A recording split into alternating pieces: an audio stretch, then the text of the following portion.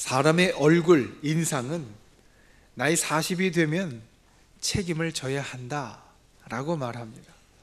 우리가 많이 듣는 이 말, 40이 넘으면 자기 얼굴과 인상에 책임을 져야 한다 라는 이 말은 미국의 대통령인 에이브라함 링컨과 관계가 있는 그의 일화에서 나온 말이다 라고 알려집니다. 링컨이 대통령이 된 다음에 그의 비서관들을 통하여서 새롭게 이제 강요들, 내각을 구성하게 되었습니다. 비서관들이 대통령에게 어떤 사람이 이 일의 적임자다라고 그 강요와 내각을, 우리말로 이야기하면 장관과 그리고 필요한 사람들을 추천을 했습니다. 많은 사람들, 여러 사람들의 이야기를 들으면서 그렇게 하는 것이 좋겠다 이야기를 하다가 링컨이 그중 한 사람의 이름을 듣습니다. 그리고 그 사람의 이름을 듣자마자 그 자리에서 바로 이 사람은 안 됩니다 라고 거절을 했다라는 겁니다. 비서관들이 이유를 물었습니다. 우리가 신중하게 여러 가지들을 다 고려해서 선정을 했는데 왜 대통령께서 안 된다고 하십니까? 그랬더니 이 링컨 대통령의 말이 이렇게 이야기를 하더라라는 겁니다. 그의 얼굴이 마음에 들지 않습니다. 그 이야기를 듣고 비서관들이 한편으로는 기가 막혔습니다. 노예까지도 사랑하고 해방시켜서 모든 사람이 평등하고 똑같다라고 이야기한 링컨이, 천하에 자비롭다라고 알려진 링컨이 얼굴 때문에 안 된다라고 말을 하다니, 그래서 그 중에 한 사람이 다시 대통령에게 묻습니다. 하지만 그 사람은 자신의 얼굴 생김새에는 책임이 없지 않습니까? 얼굴이야 부모가 만들어준 것인데 어쩔 수 없는 일 아니겠습니까? 이렇게 대통령에게 묻자 링컨이 말합니다. 아닙니다. 뱃속에서 나올 때는 부모가 만든 얼굴이지만 그 다음부터는 자신이 그 얼굴을 만드는 것입니다. 나이 40이 넘으면 모든 사람이 자기 얼굴에 책임을 져야 합니다. 그래서 이 링컨의 말로부터 사람은 나이 40이 넘으면 자기 얼굴에 책임을 져야 한다라는 말이 나왔다라는 겁니다. 이 말대로 우리가 세상에 태어날 때는 잘생긴 얼굴로 태어난 사람도 있고 못생긴 얼굴로 태어난 사람도 있습니다.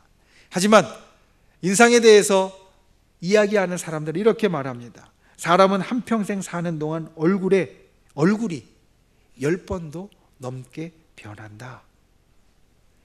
사람의 얼굴에 똑같이 주름이 생기지만 그 똑같은 주름도 매일 환하게 웃어버릇하는 사람은 그것이 눈가와 뺨에 따뜻한 주름을 만들고, 그리고 날마다 인상 쓰고 항상 화를 내는 사람은 미간과 이마에 깊은 주름, 보기 싫은 주름을 만들어서 똑같은 얼굴로 태어났어도 그의 인상은 시간이 지나면서 바뀌게 되어진다는 겁니다.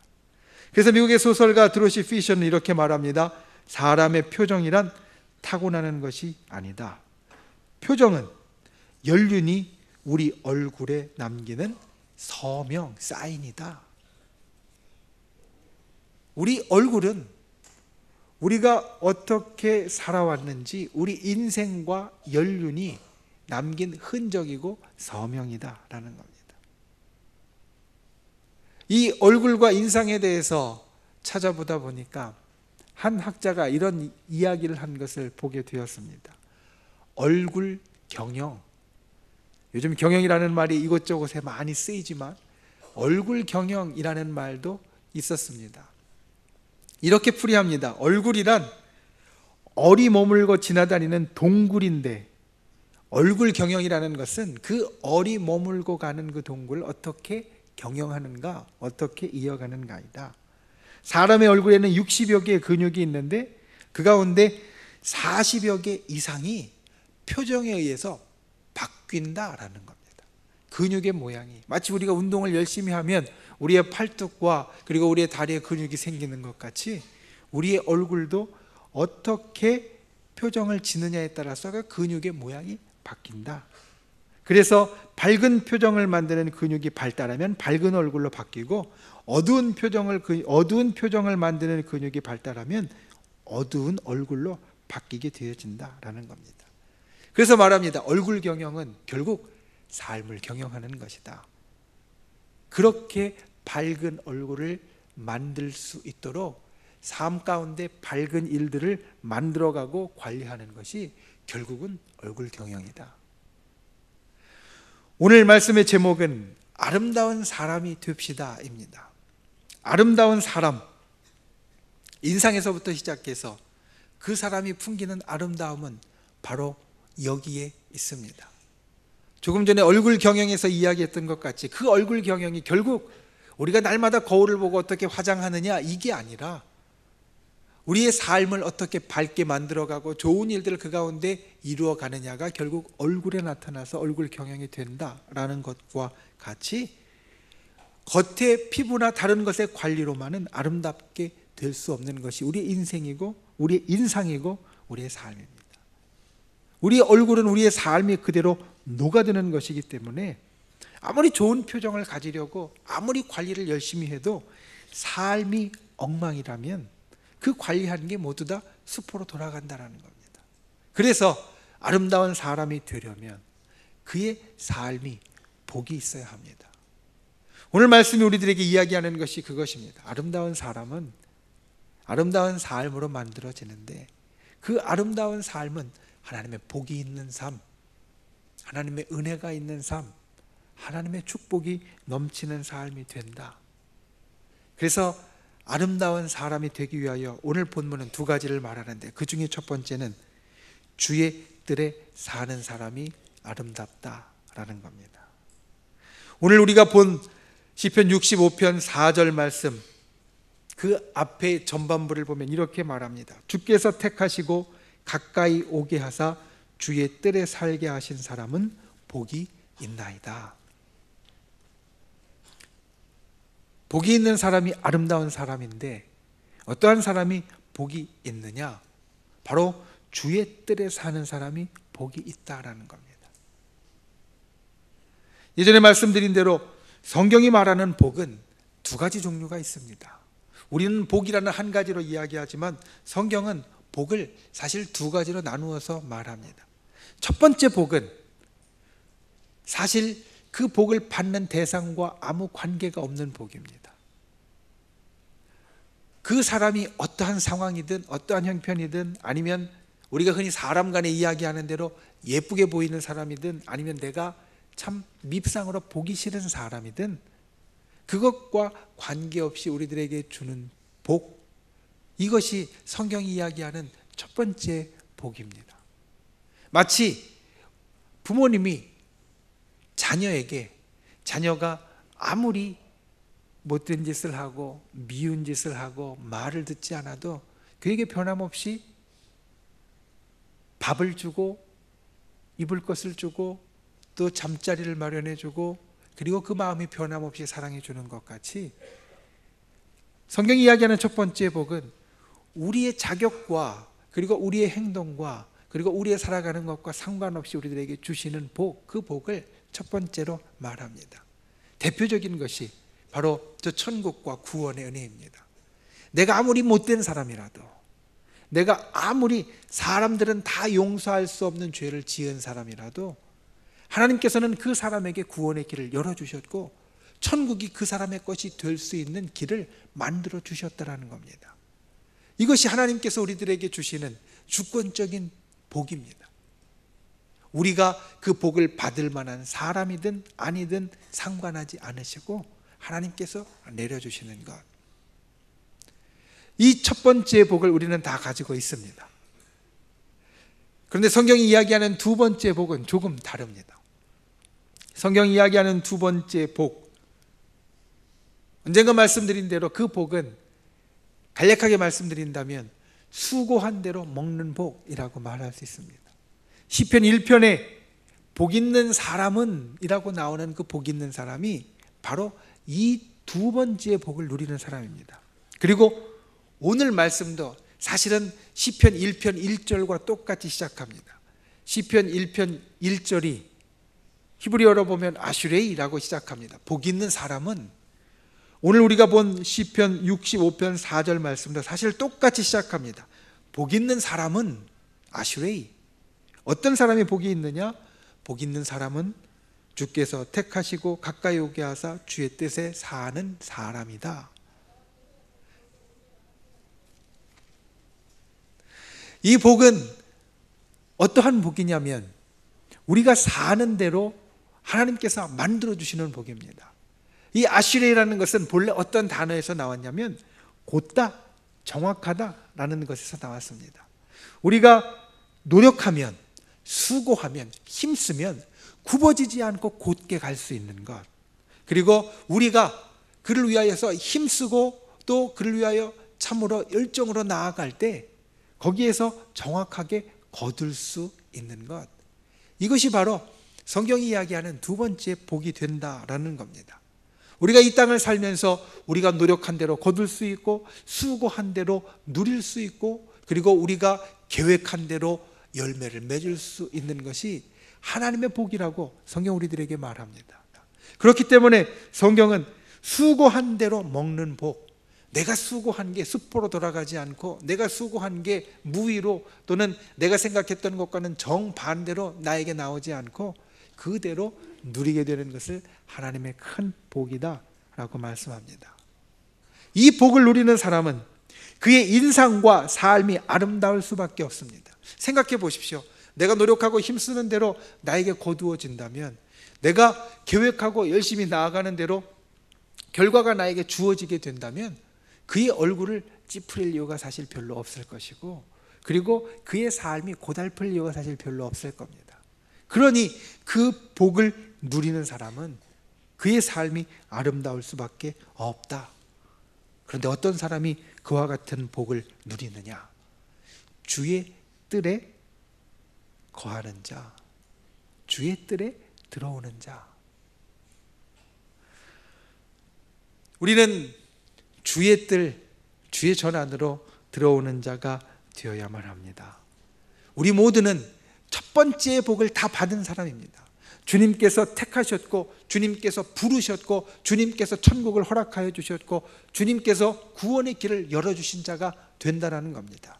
그런데 이 첫 번째 복을 가진 우리 모두가 두 번째 복을 누리기 위하여서는 하나님께서 열어주신 그 길, 하나님께서 우리들에게 베풀어 주신 그 곳, 하나님께서 거하시며 함께 하시는 주의 뜰, 주의 전 안에 사는 자, 거하는 자가 될 때에 이 두 번째 복을 누리는 자가 된다. 여러분 기억하십시오. 주의 뜰에 거하는 자가 복이 있습니다. 주의 뜰에 거하기를 즐겨 하시는 분들이 되시기를 바랍니다.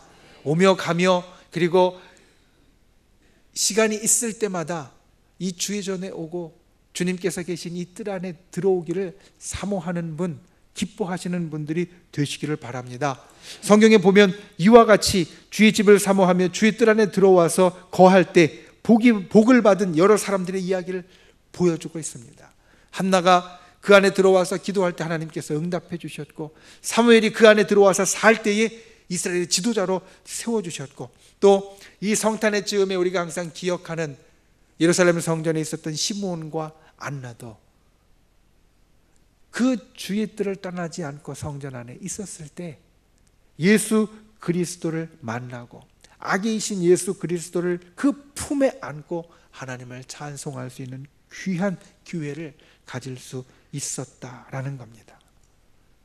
왜냐하면 이곳에 있을 때 왜 그와 같은 하나님의 복이 있느냐 하면 역대하 7장 16절에 이렇게 말씀하시고 있기 때문입니다. 내 눈과 마음이 항상 여기 있으리라.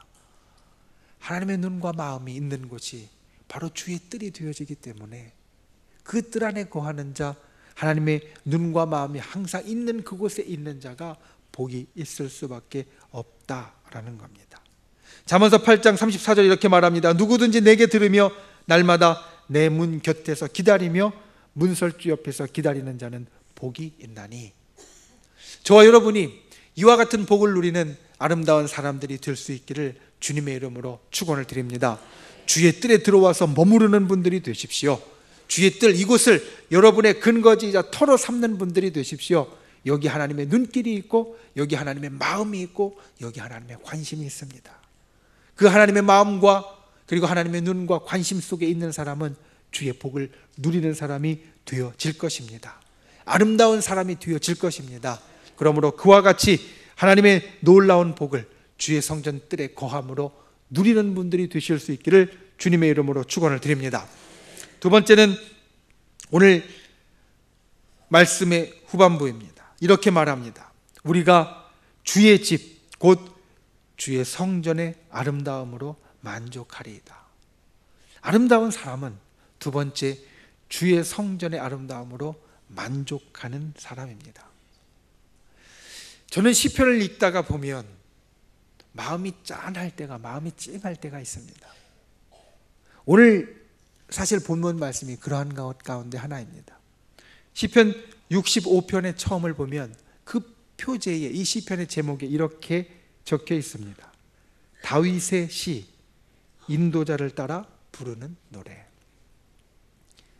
오늘 이 성전에 대해서 이야기하는 것이 바로 다윗의 시입니다.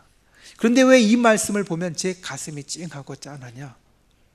다윗이 하나님의 성전을 얼마나 사모하는지, 다윗이 하나님의 성전을 얼마나 좋아하는지, 다윗이 하나님의 성전을 얼마나 정말로 고대하는지 시편은 여러 곳에서 말씀하고 있습니다. 그래서 다윗은 오늘 이 시편 가운데에서도, 오늘 이 본문 말씀 가운데에서도 가장 아름답고 복된 사람은 하나님의 성전에 거하는 사람이다 말합니다.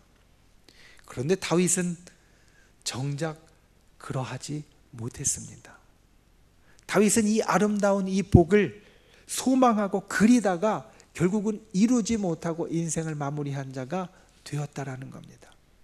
우리가 알듯이 다윗은 하나님의 성전을 건설하고자 참으로 그 마음 가운데 열심히 특심이었습니다. 간절히 원했습니다. 그래서 하나님 앞에 아뢰었습니다. 하나님, 내가 주의 전을 건축하길 원합니다. 그런데 주님께서는 다윗에게 그것을 허락하지 않으셨습니다.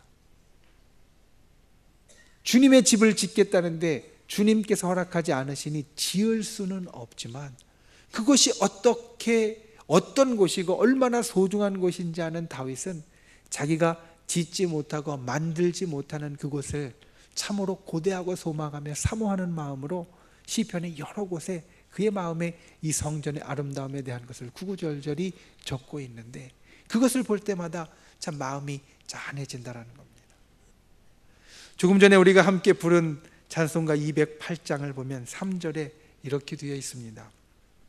이 교회 위하여 눈물과 기도로 내 생명 다하기까지 늘 봉사합니다. 이 찬양의 3절을 부르다 보면 이 다윗의 마음이 제게 전달되는 것 같습니다.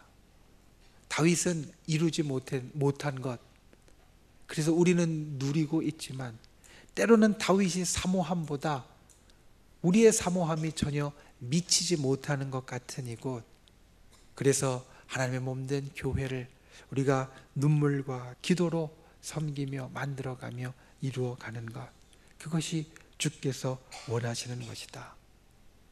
이사야서 49장 16절에는 이런 말씀이 있습니다. 내가 너를 내 손바닥에 새겼고 너의 성벽이 항상 내 앞에 있다. 주님의 성전은 주님의 집이고 이곳에 머무르시는 주님께서 어떤 말씀을 하시느냐? 내가 너를 내 손바닥에 새겼다. 여러분 기억할 것은 주님의 집은 곧 우리의 집이 된다는 겁니다. 왜냐하면 우리는 하나님의 자녀이고 하나님의 상속자이고 아버지 되신 주님의 집은 곧 자녀된 우리의 집이 되어지기 때문에 주님의 집은 또 우리의 집이 되어진다. 그리고 이곳에서 우리는 우리 아버지이신 하나님을 만나고 또 그분과 함께하는 귀한 삶을 살아가게 됩니다. 이번 주에 성탄이 있습니다. 성탄은 예수 그리스도께서 이 땅을 사랑하셔서 이 땅에 오신 것을 우리가 기념하고 또 기리는 날입니다. 그런데 여러분, 이 성탄절, 그 예수님을 만나는 것도 바로 이곳이어야 합니다. 세상의 다른 어떤 곳이 아니라 주님께서 머무르시는 곳, 주님께서 근거지로 삼으신 곳, 또 우리도 우리의 집으로 삼아 함께 있는 곳, 바로 여기에서 우리가 예수 그리스도 성탄하신 그분을 만나고 기리고 예배해야 한다는 겁니다. 성탄의 중심에 교회가 있어야 하고 하나님과 함께하는 예배가 있어야 합니다. 바로 이곳이 그분의 집이고 우리의 집입니다. 저와 여러분이 이와 같은 것을 항상 마음 가운데 새기고 또 기억하며 함께하는 분들이 되실 수 있기를 주님의 이름으로 축원을 드립니다. 다윗도 못 이룬 일을 우리는 이루었고 지금 여기 앉아서 예배드리고 있습니다.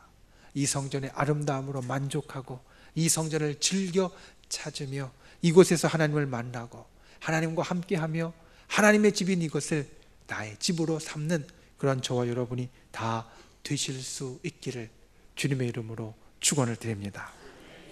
말씀을 맺습니다. 우리가 이 땅에 와서 여러 가지를 누립니다. 그리고 나의 것으로 가지고 있습니다. 그런데 에드윈 휴즈 주교가 어느 날 하나님의 소유권이라는 것으로 설교를 했다라고 합니다. 이 땅의 모든 것이 다 하나님의 것이고 그리고 하나님께서 소유하고 계시는 그 권리를 갖고 계시는 것이다. 그런데 그 설교에 반감을 가지고 있었던 한 부자 교인이 그 주간에 이 주교를 점심 식사에 초청했습니다. 그리고 식사한 후에 이 부자 교인은 자신의 대저택을 이 휴즈와 함께 다 둘러보고 난 후에 그것이 다 보이는 전망대에 올라가서 이렇게 묻습니다. 주교님, 이 모든 것이 제 것이 아닙니까? 지난 주일에 설교했던 하나님이 모든 것을 다 소유하고 계시다라는 것에 대한 사실 불편한 마음 반감을 그렇게 애둘러서 사실 이 부자 교인은 표현했던 것입니다.